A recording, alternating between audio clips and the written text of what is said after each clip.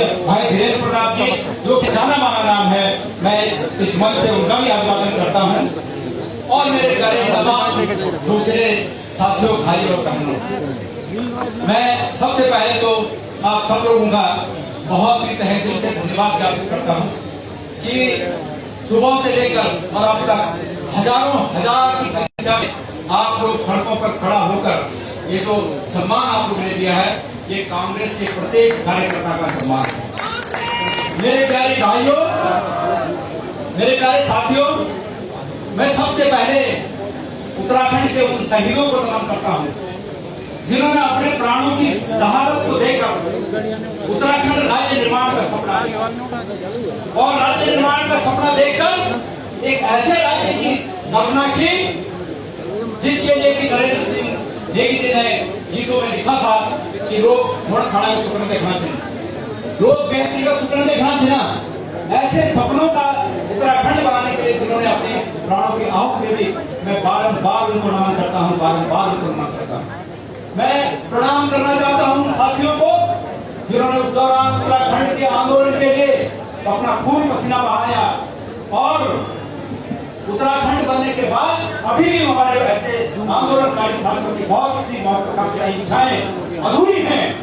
मैं उनको धन्यवाद देना चाहता हूँ संकल्प लेता हूँ कांग्रेस के मंच से कि हम उनकी इच्छाओं को पूरा करने का काम करेंगे। मुझे बहुत खुशी है आज इस बात की, मैं अपने को धन्य समझता हूँ कि मुझे उस पार्टी के उत्तराखंड प्रदेश का नेतृत्व करने का सौभाग्य मिला है जो पार्टी हिंदुस्तान को आजाद करने के लिए स्थापित हुई थी। मुझे बहुत खुशी है इस बात की, मुझे गौरव महसूस होता है कि हम इस पार्टी के नुमाइंदे हैं जिस पार्टी की विचारधारा महात्मा गांधी की विचारधारा से मेल खाती है। मुझे गौरव है इस बात का कि मैं उस पार्टी से संबंध रखता हूं। आज उस पार्टी का मुझे भाग सौंपा गया है जिस पार्टी के नेता श्री जवाहरलाल नेहरू, स्वर्गीय जवाहरलाल नेहरू, स्वर्गीय इंदिरा जी और स्वर्गीय राजीव जी ने जिस पार्टी के होते हुए इस देश में प्रधानमंत्री के पद तक को हासिल करके आम जनता के जीवन स्तर में गुणात्मक रूप में सुधार किया, मुझे गौरव है इस बात का। और मुझे गौरव है इस बात का कि मैं ऐसे प्रदेश का कांग्रेस का मुखिया बना हूं जहां हर घर में हमारे सैनिक भाई, प्रत्येक परिवार सैनिक परिवार है और कुर्बानी दी है इस देश के लिए। मुझे गौरव इस बात का और रिश्ता हमारा इस कुर्बानी से यह है कि हमारे पार्टी की मुखिया सोनिया जी, राहुल जी, उनके परिवार के लोगों ने दो लोगों ने इस देश की बेहतरी के लिए, इस देश की सुरक्षा के लिए, इस देश की तरक्की के लिए अपने प्राणों की आहुति दी है। हमारा एक इस पार्टी का कुर्बानी का रिश्ता है। मेरे प्यारे साथियों, मुझे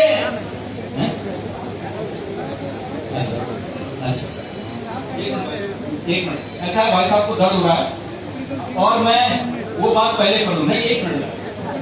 परसों मुझे पत्रकारों ने कहा था किंतु परंतु और इस गणेश गोविंदा ने जवाब दिया था कि अगर मेरे बड़े भाई, मेरी बात को पहले कह रहा हूँ क्योंकि भाई साहब को दर्द हो रहा है और सच में हो रहा है। मैंने अभी देखा तो 24 पसीना कितना हो गया, मतलब वो थोड़ा फील ठीक नहीं कर रहा है। मुझे कहा था किंतु परंतु, मैंने कहा कोई किंतु परंतु नहीं है। अगर ये गणेश गोविंदा बड़े भाई का आशीर्वाद लेने में नाकाम रहा तो ये मेरी कमजोरी होगी, ये मेरी कमी है। और मैं उम्मीद करता हूँ कि बड़े भाई आज खुश होकर अपना हाथ मेरे सर पर रखेंगे और किशोर भाई आप खड़े होइए, आप खड़े होइए।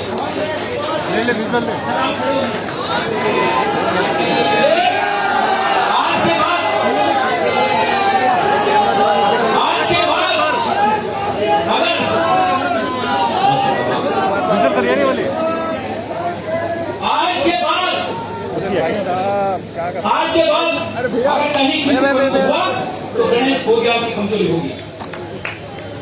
ये बात में बात करने वाला था, इस बात को पहले कहा, मैं दोबारा इस बात कहूंगा। तो मुझे खुशी है उस बात की कि मैं उस पार्टी का नुमाइंदा हूँ जिस पार्टी को 50 साल तक इस प्रदेश में और देश में हमारे आदरणीय हरीश रावत जी ने सींचा। 50 साल जिंदगी में जिस पार्टी के वृक्ष को सींचने में लगाए आदरणीय रावत जी का 50 साल इस पार्टी को सींचने में लगाया, मैं इस पार्टी का नुमाइंदा हूँ। मुझे खुशी है इस बात पार्टी का नुमाइंदा हूँ। आज हमारे बीच मैं खुशी है इस बात की, बाद में कहूँगा। पहले मैं श्रद्धांजलि देना चाहता हूँ कि आज हमारे बहुत ही सीनियर नेता इस मौके पर हमारे बीच नहीं है। मैं उनको श्रद्धांजलि देना चाहता हूँ और मुझे बहुत दुख हुआ कि हमारी ऐसी महान नेता, हमारी सीनियर नेता, पार्लियामेंट्री अफेयर की ज्ञाता आदरणीय इंदिरा हृदय जी आज हमारे बीच नहीं है। इस मौके पर मैं उनको भी नमन करना चाहता हूँ। लेकिन मुझे इस बात की खुशी थी कि भाई उन्होंने भी जीवन के 50 साल इस पार्टी को खींचे। ये वो पार्टी है भाई, किशोर उपाध्याय ने इस पार्टी को खींचा। भाई प्रीतम सिंह जी के पुश्तैनी इस पार्टी को खींचने में पुश्तैनी गई है। मैं उस पार्टी का नुमाइंदा बनाऊंगा। मैं आभार व्यक्त करता हूँ। मेरे प्यारे साथियों, अधिकांश बातें अभी सभी वक्ताओं ने कर दी, लेकिन मेरे कार्यकर्ताओं से मैंने एक बात जरूर होगी कि गणेश गोदियाल कौन है। ये गणेश गोदियाल है कौन? मेरे प्यारे साथियों, मैं गणेश गोदियाल का परिचय देने से पहले अगर आपके पास समय हो तो मैं थोड़ा समय 5 मिनट और दूंगा। ऐसा है, कहानी बताता हूँ। वो कहानी ये है, भाई साहब जरूर भाई,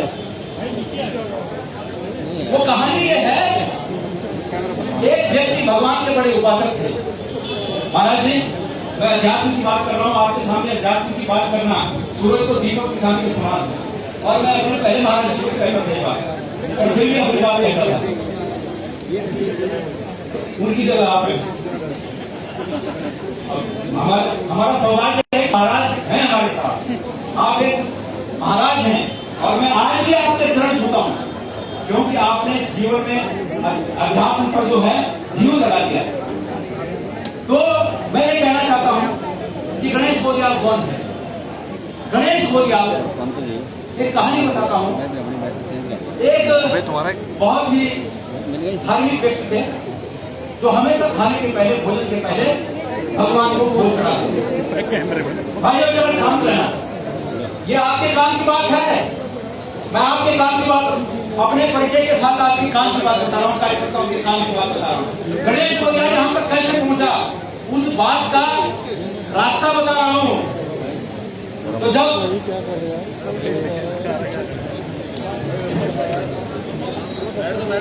मैं माफी चाहता हूँ मैं कुछ नाम भूल गया हूँ।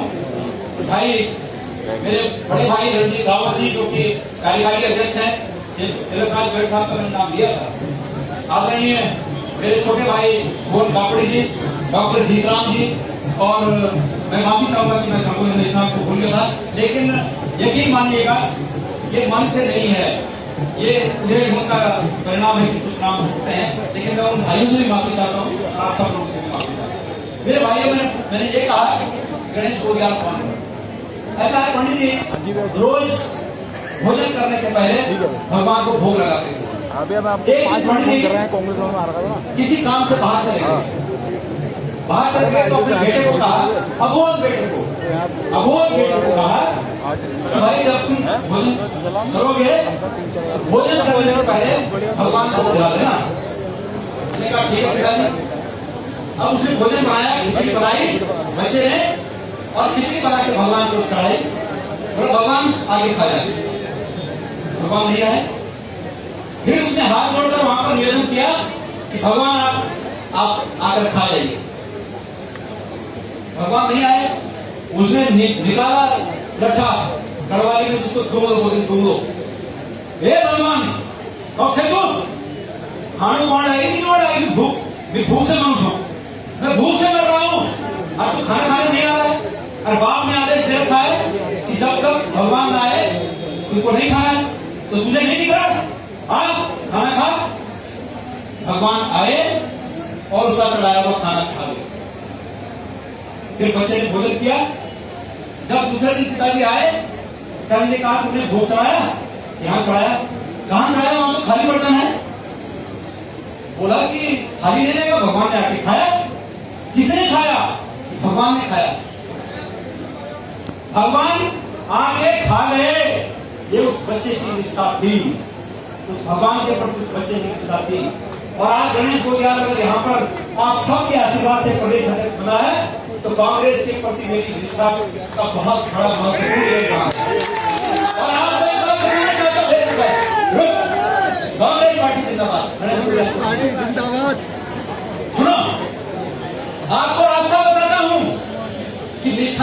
आती हैं।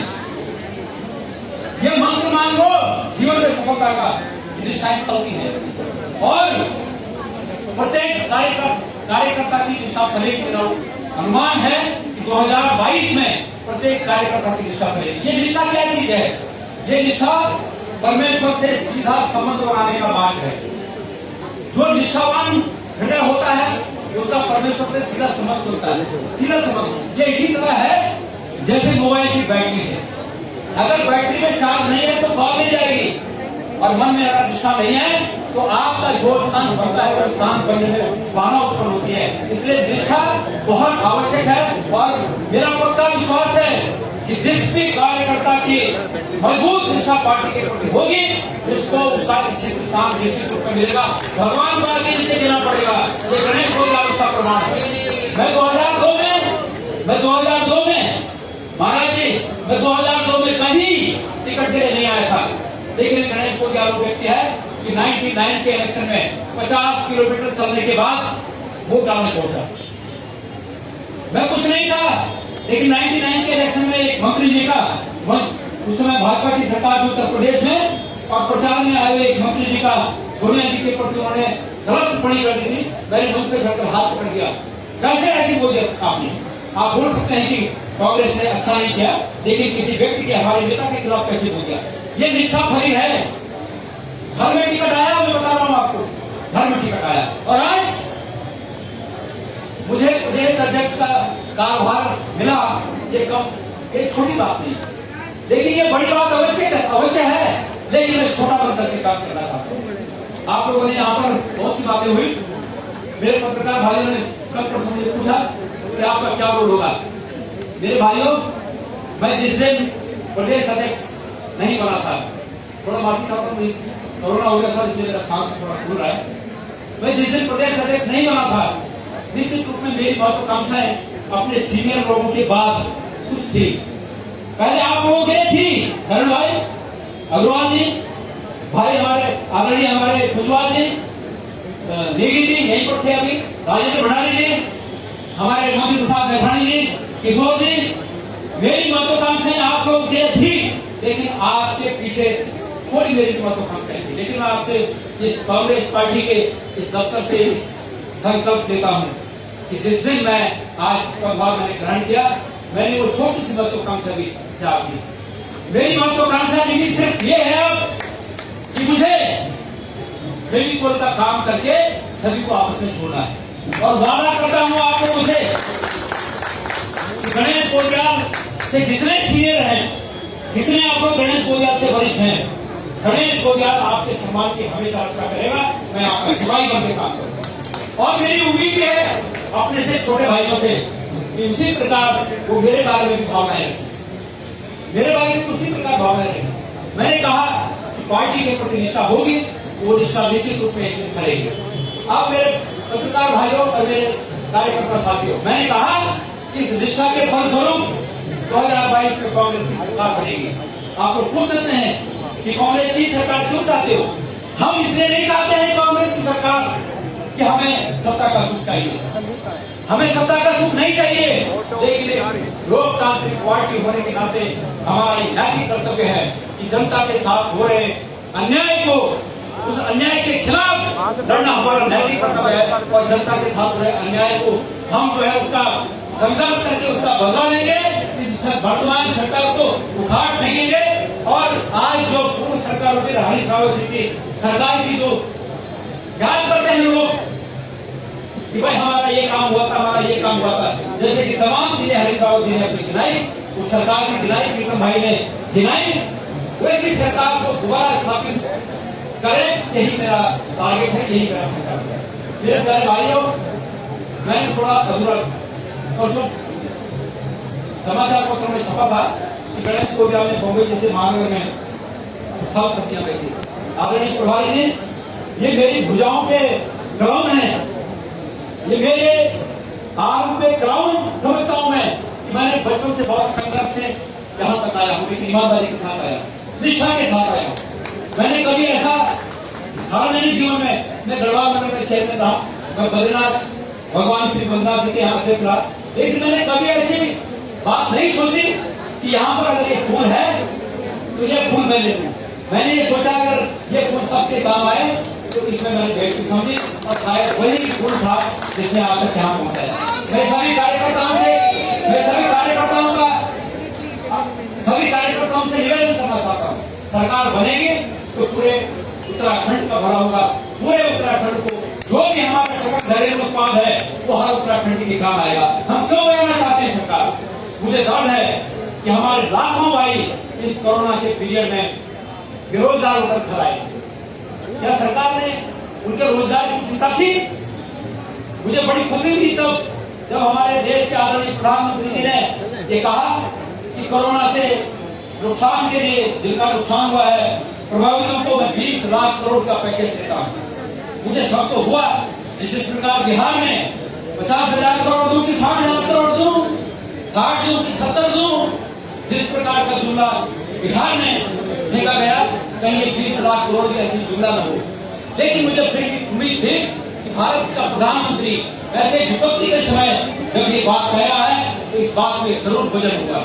और मैं उम्मीद करता था हमारे जिन भाइयों के रोजगार छिन गए हैं उनके खातों में पहले तो उतना जितना वो नौकरी में कमाते थे, लेकिन नहीं उतना तो उसका आधा तो पैसे कमाएगा। लेकिन अफसोस की बात है कि एक फूटी कौड़ी हमारे खातों नहीं है। उत्तराखंड के प्रधानमंत्री के साथ कैसा बर्ताव किया गया? जनता में मंत्री लोग आके कॉन्फ्रेंस कर रहे हैं कि जो लोग बाहर से आए हुए हैं उनकी पूरी व्यवस्था के लिए धनराशि प्रधानों को दी गई है। और कितना क्या धनराशि दी गई? एक प्रधान को 5,000 नहीं मिला। कैसे व्यवस्था करते हैं? और प्रधानों के साथ इतना बड़ा छल किया। वो भी जनप्रतिनिधि है, उसकी भी अपनी इज्जत है, अपना सम्मान है, लेकिन अपना अभ्यास उन पर दावे का काम किया। क्या आप लोग चाहते हैं कि ऐसी सरकार की पुनरावृत्ति हो? क्या आप चाहते हैं कि 5 किलो राशन में और भी कुछ दिनों के लिए हम आगे आने वाली पीढ़ियों के भविष्य को दांव पर लगा दें? क्योंकि लोकतंत्र में इस वोट की कीमत 5 किलो राशन नहीं होती है। लोकतंत्र में इस वोट की कीमत आगे की पीढ़ी चुकाती है। अगर एक बार सरकार गलत आती है तो 25 साल का आगे का भविष्य चौपट होता है। लेकिन आप लोगों का सहयोग रहा तो इस जन विरोधी सरकार को हम उत्तराखंड से पहले और उसके बाद देश से उखाड़ने का काम करेंगे। मेरा प्रत्येक कार्यकर्ता 100 के बराबर है। यहाँ पर मैं बहुत से लोगों के नाम भूल गया, सकल देख रहा हूँ कब याद आ रही, पर सभी माननीय विधायकों को मैं धन्यवाद दे रहा हूँ। और विक्रम सिंह के साथ कि सदन में जैसे कि सदन आने वाला है, मुझे पूरी उम्मीद है कि हमारा प्रत्येक भाई विधायक और बहन जितने भी हैं वो सब जो है एक 10-10 के बराबर विधायक के रूप में अपने को साबित करेगा। आदरणीय मनोज रावत जी जैसे कि हमारे पूर्व मुख्यमंत्री हरीश रावत जी ने कहा बहुत बड़ा काम किया उन्होंने इस प्रदेश की जमीनों को ब्रिटेन से बचाने के लिए यथासंभव जो हो सकता था उस लड़ाई में अपने को झोंकने का काम किया। मेरे प्यारे भाइयों, वो है क्या चीज? रावत जी ने आपको समझा दिया कि इन जमीनों को बेचने के लिए सरकार ने वो सीमा हटा दी कि बाहर से आके कोई कितना भी ले ले। क्या हम बगैर जमीन तो जाएंगे? अरे हमारे पुरखों ने बड़ी विपत्ति में भी अपनी जमीनें नहीं बेची, क्योंकि हमारे आने वाले संतान, हमारे आने वाले औलादें उस जमीन से खाना खाएंगे। और आज विरोधी लोग रास्ते बोलते हैं, क्या इस सरकार को आप चाहेंगे? तो मेरा आपसे करवल निवेदन है, मैंने जो कंप्यूटर से आपने पूछा था वो पहले बोल चुका हूँ। अब एक कंप्यूटर से आप लोग पूछते हैं कि चेहरा क्या होगा? ये जितने हैं कांग्रेस के चेहरे, प्रत्येक चेहरा कांग्रेस का चेहरा। बाकी माननीय हरीश रावत जी को प्रभाव दे रखा है कैबिनेट कमेटी का, हमारे भाई किशोर जी को कोऑर्डिनेशन कमेटी का प्रभाव दे रखा है, और मुझे गोद का काम दे रखा है कि सब में आपने गोद का काम करना है। मेरी हैसियत छोटी हो सकती है, लेकिन ये हैसियत गोद की हैसियत है, ये विश्वास अपने कार्यकर्ताओं को और आपको विश्वास दिलाता हूँ भविष्य में आपको मेरे इन विचारों का निश्चित रूप में असर सामने दिखेगा। मेरी कोई इच्छा नहीं है, मेरी इच्छा यह है कि कांग्रेस की सरकार बने, इस प्रदेश से बेरोजगारी खत्म हो, और निश्चित रूप में अध्यक्ष के रूप में मैं अगर अध्यक्ष हूँ तो इन विचारों को जो मेरे विचार हैं वो हमारी आने वाली सरकार के एजेंडे में शामिल हो सके, यही मेरी इच्छा है, यही मैं करना चाहता हूँ। मैं बहुत अधिक न कहते हुए मैंने कहा कि बचपन में जो संघर्ष किया वो मेरी भुजाओं पे शाम है, आम है। माननीय प्रभारी जी, मेरे साथियों, अपने जीवन के अनुभवों को जो व्यक्ति सहेज के रखता है वो एक दिन आगे बढ़ता है, और मैंने जीवन के अपने प्रत्येक अनुभव को सहेज के रखा हुआ। मैं उन अनुभवों को भूला नहीं, और शायद उन अनुभवों को न भूलने के कारण ही ये भी मुझे नसीब हुआ है। मैं कक्षा 8 पास करके गया मुंबई, 8वीं पास करके गया। मेरे कार्यकर्ता जानना चाहते गणेश गोरियाल क्या है, और हो सकता है आपको उससे प्रेरणा भी मिले। मैं कक्षा 8 पास करके जब मुंबई गया तो भोपाल से हम 3 थे, एक मैं था, एक हमारे गांव छोटा भाई था। मेरी 13 साल उम्र थी उस समय, सन 12 साल की बात है, और एक मेरा छोटा भाई था मुझे गांव का चचेरा भाई, और एक हमारी बुआ थी। अब हमारे ये कांग्रेस की सामर्थ है कि हमारे पीछे से ये हमारी सामर्थ है। कुछ हमारे भाई पूछते थे कि 4 कार्यकारी अध्यक्ष क्यों बनाए। नंबर 1 बात, आपने पूछना है, मैं पसंद नहीं बोल देता हूँ। नंबर 1 बात, ये मेरी इच्छा थी। ये मेरी इच्छा इसलिए थी कि चुनाव का कम समय को देखते हुए हम कांग्रेस के विचार को जन जन तक पहुंचा सके, हर गांव तक पहुंचा सके। इसलिए मुझे कार्य लोगों की आवश्यकता थी, उनके साथ मैंने बहुत काम निभाई, मेरी इच्छा थी। और मैं धन्यवाद देना चाहूंगा आप सबको कि आपने वो इच्छा पूरी की, और आज हमारे सभी भाई साथ हैं। मेरे प्यारे भाइयों, मैं सन 78 में यहाँ से जब गया तो ट्रेन में ऐसा एक वाकया हुआ मेरे साथ कि कोटगांव से जब नजीमाबाद गया तो वहां पर काफी भीड़ खड़ी, और भीड़ में एक महिला आई, उसने मेरे को सबसे कमजोर देखा। मुझे कहा हम दोनों भाई पकड़े पकड़े, जहां पर खिड़की होती, खिड़की वाली सिंगल चेयर पर बैठे, अब वो अच्छी लेडी की बड़ी सीट पे। उन्होंने कहा मैंने कहा क्यों, रिजर्वेशन तो है नहीं, टिकट आपने भी लिया होगा, मैंने भी लिया। तो उन्होंने कहा मेरे से जुबान लड़ता है, पहाड़ी कहीं का, कहीं कोठी में नौकरी करता होगा दिल्ली में, और मुझे उससे जुबान लड़ रहा है कौन, महिला कौन पता नहीं। और उसके साथ इंटर कॉलेज के कुछ बच्चे उनकी मदद में आए थे, उनको बिठाने आए थे। वो मेरे पे ऐसे तस्वीर हो गए कि उन्होंने कहा कि मैं अपने देवी देवताओं को मनाने लगा, हे भगवती विभा विकल्प, हे पंचनाम तो मेरे मार में नहीं खान पड़ा है, धरती पड़े। अगर उसे छूं तो इज्जत डाल, अगर मार खाऊं तब भी इज्जत डाल। मैं अपने देवताओं को मनाने लगा, मुझे उठना न पड़े और बेइज्जती की तरह मार में रखना पड़े। इतने में बाहर से किसी ने आवाज दी कि माता जी यहाँ सीट है दूसरे डब्बे में, अब जल्दी आओ। और उसने मुड़ते हुए कहा कि दिल्ली में किसी के कोठी में काम करता होगा, पहाड़ी कहीं का, और यहाँ मेरे से जुबान रहता है। पर मैं भी चाहता था कि ये बात थोड़ा दूर जाए, तब मैं अपने उदाहरण निकालूं, नहीं तो सभी मार रखाई करूँ। जब थोड़ा दूर चली गई तो मैंने अपनी गढ़वाली भाषा में कहा कि परमाणु से खरीद, और उस बात को उस डब्बे में बैठे हमारे भाइयों ने कहा, अरे ये राखी हुए ना, ये राखी बहुत खतरनाक होते हैं। सच मानिए सर, मुझे ऐसा जज्बात पैदा हुआ मेरे मन में, हे परमेश्वर मुझे ऐसी शक्ति देना कि मैं इस राख शब्द के मैल को पाउडर बना सकूं, मैं उस राख शब्द के मैल को पाउडर बना सकूं। और आज इस रूप में यहाँ पर हूँ कि मैं उत्तराखंड की तकलीफों को दूर करने के लिए अपने विचारों को कांग्रेस पार्टी के घोषणा पत्र में शामिल कर सकूं, ये आप विश्वास करिए। मैं बहुत अधिक न कहते हुए अपने शब्दों को यहाँ पर विराम देने से पहले आगे हमारे बहुत ही कांग्रेस पार्टी के समर्पित साथी, और जिनका जिक्र हरीश रावत जी ने शुरू में किया कि श्री हीरा सिंह बिष्ट जी, श्रीमती सूरवीर और श्री सूरवीर सलवान जी उस समय के साथ रहे हैं कि जबकि कांग्रेस पार्टी को बहुत संघर्ष करने की जरूरत थी। मैं इन सबको धन्यवाद देना चाहता हूँ, धन्यवाद देना चाहता हूँ भाई पूर्व मंत्री श्री सूरवीर सिंह सलवान जी को कि वो अच्छा सामने बैठे, आप मेरा मनोबल हमेशा बढ़ाते रहते हैं। और आपकी एक सीख मुझे बहुत अच्छी लगती है कि बड़ा कांग्रेस पार्टी के झंडे को बुलंद करना। मेरा ये जो संकल्प कि मैं अपनी किसी महत्वाकांक्षा को त्याग गया, ये आपका दिया हुआ वचन था और मैंने उसको स्वीकार किया। मेरे प्यारे साथियों, मैं बहुत अधिक मैं अब बहुत न कहते हुए आप लोगों से कई बार रूबरू होऊंगा।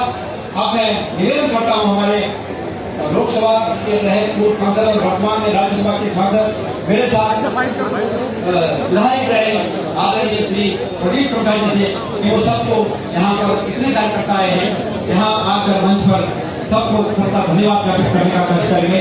जय भारत, जय उत्तराखंड, भारत माता की, भारत माता की, भारत माता की, कांग्रेस पार्टी। धन्यवाद। एक सूचना, भोजन